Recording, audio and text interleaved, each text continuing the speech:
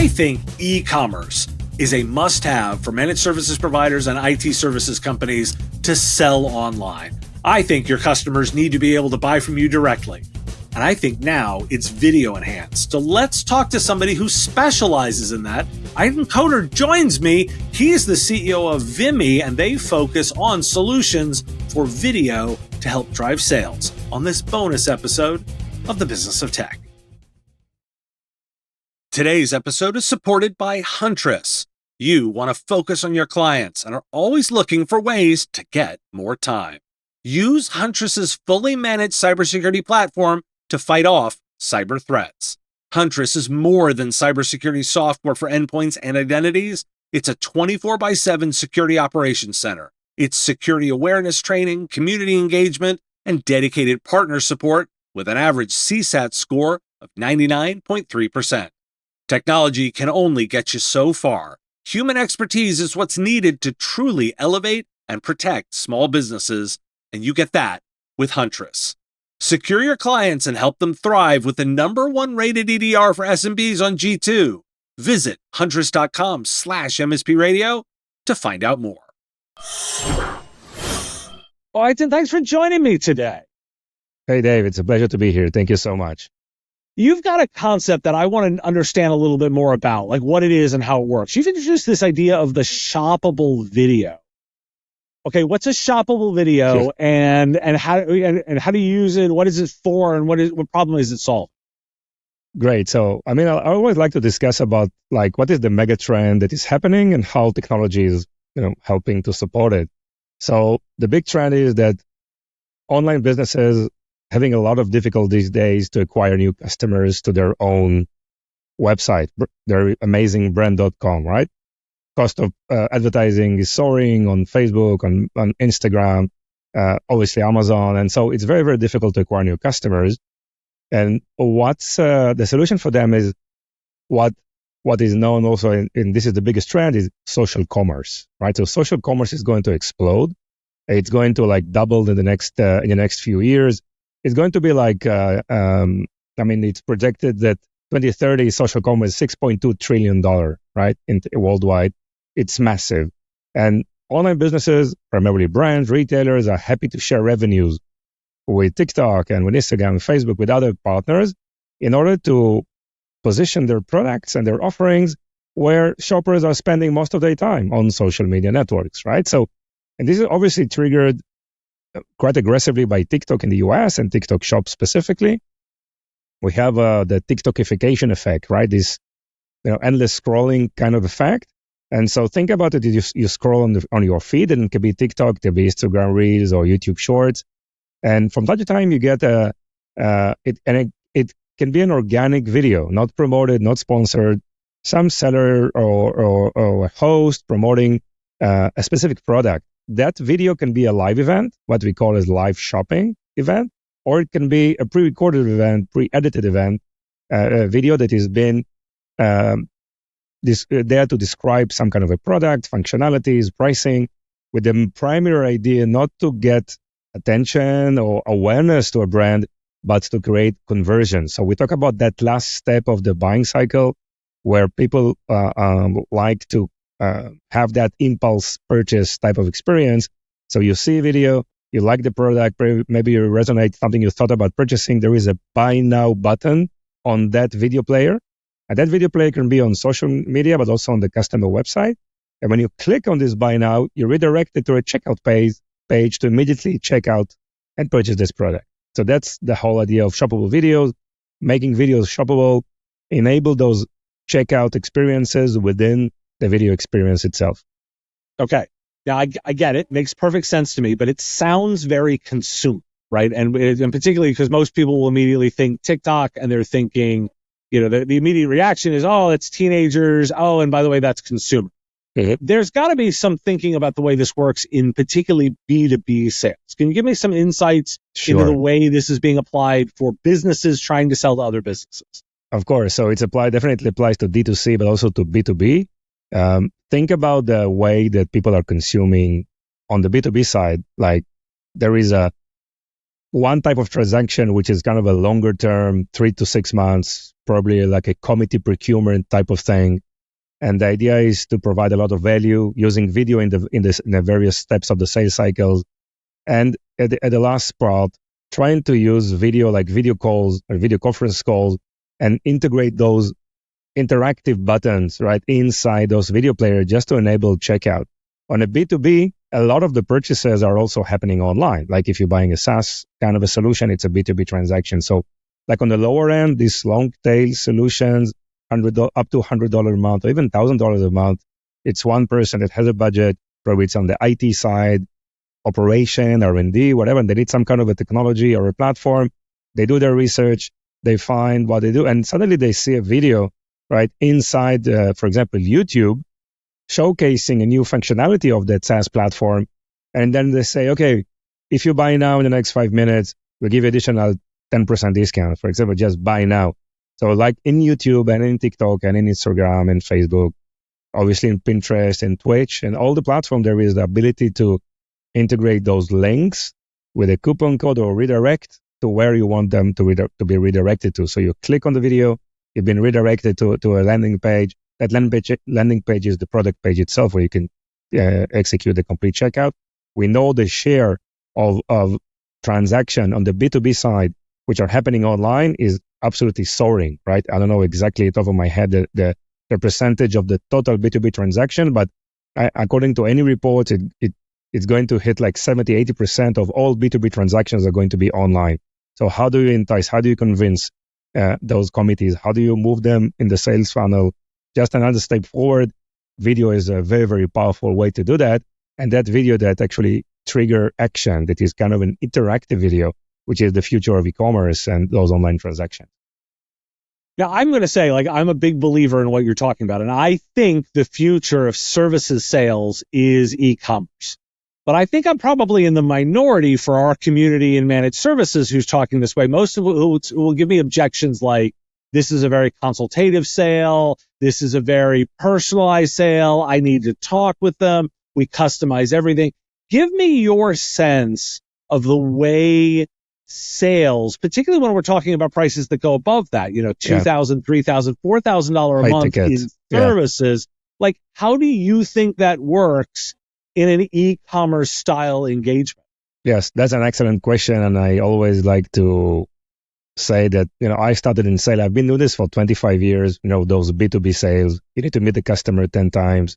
And I've been doing this all over the world in a lot of and variety of companies, big ones and startups, and also NASDAQ traded company that I manage. So what we see now is a complete, like a very radical and fast change in the way purchasing teams are and executives are researching for information and buying services, products, and digital products, physical and digital products.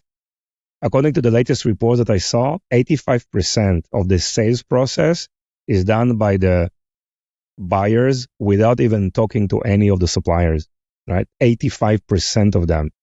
Okay, so how they select? They talk to their community, to their friends, trying to shortlist few relevant providers. There is so much information out there so they can make smart decisions, not waste time on Zoom calls, and which is like totally different than like 2 decades ago, right?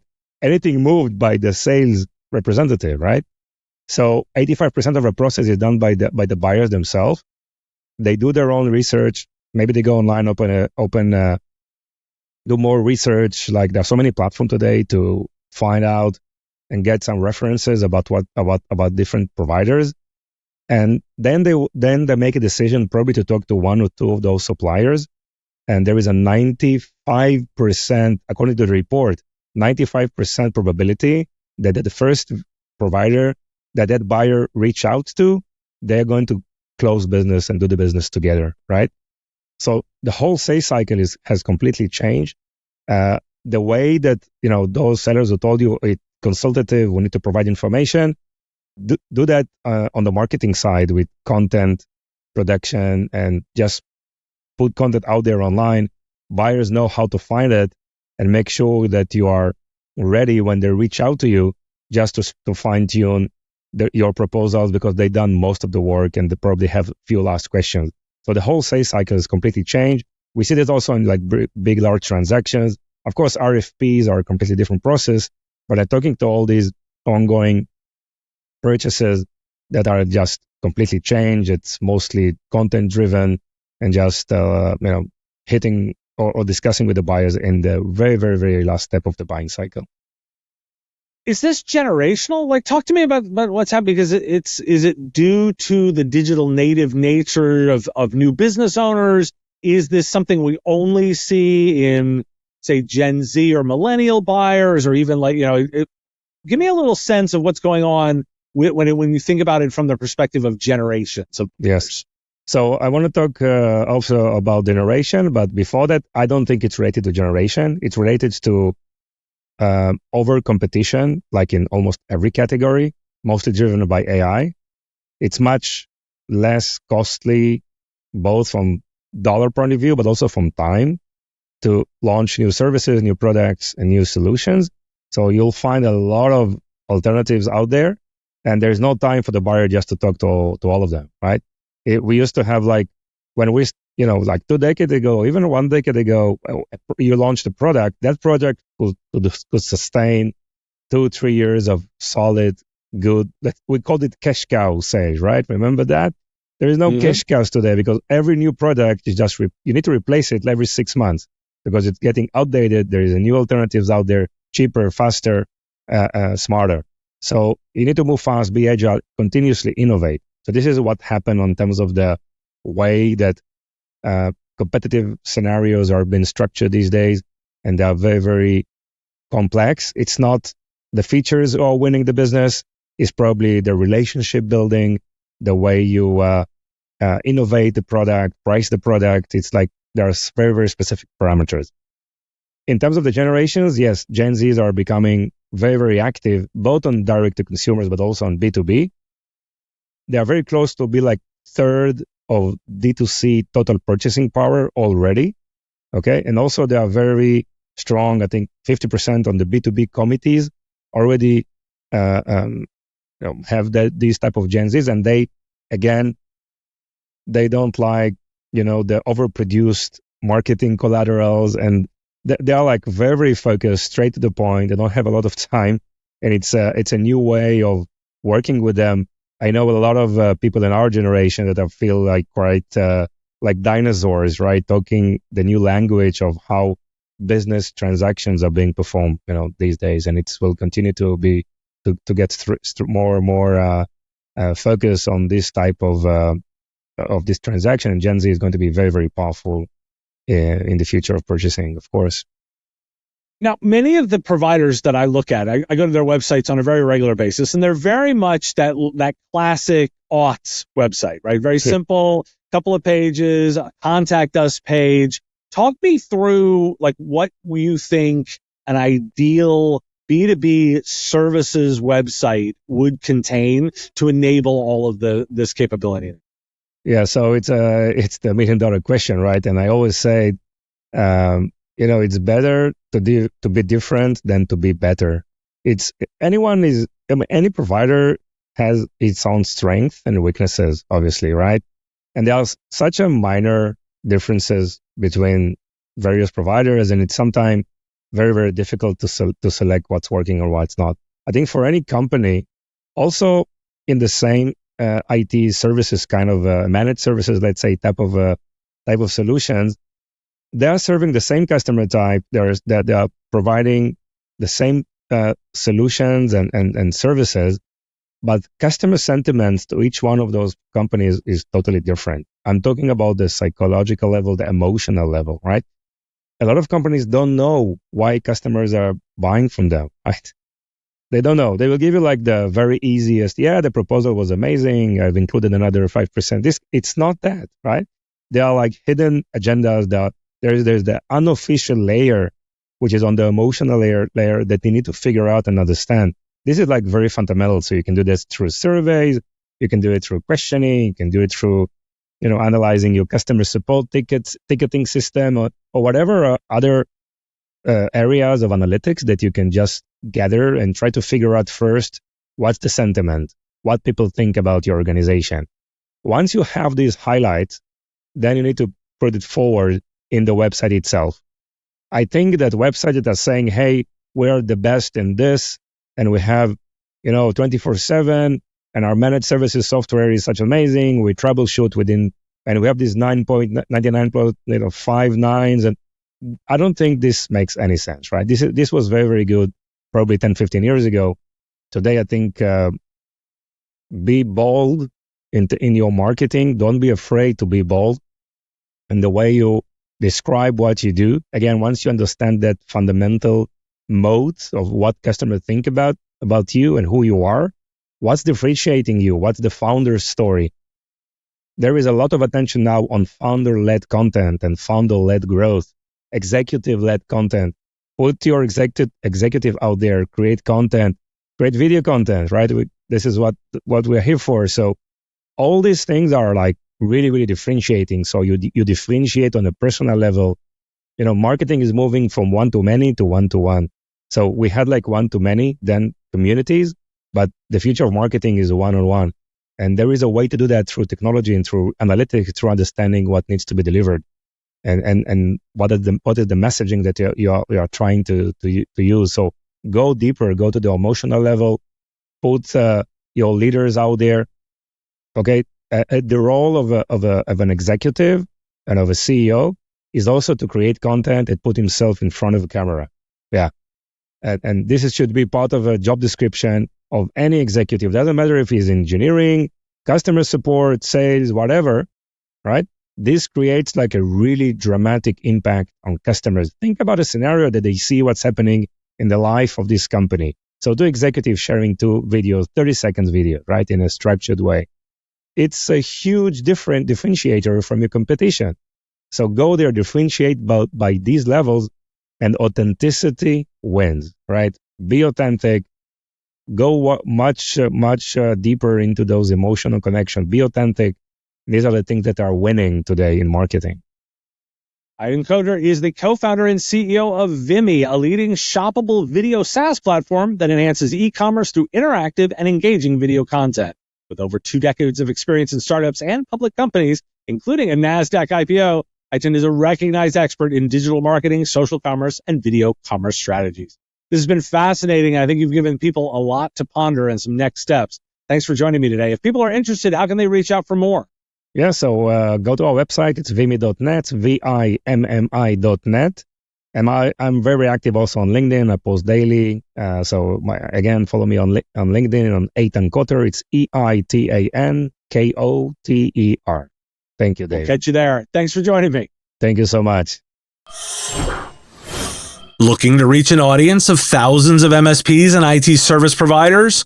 Put your ad right here on the Business of Tech and be on the show that 64% of MSPs report having listened to.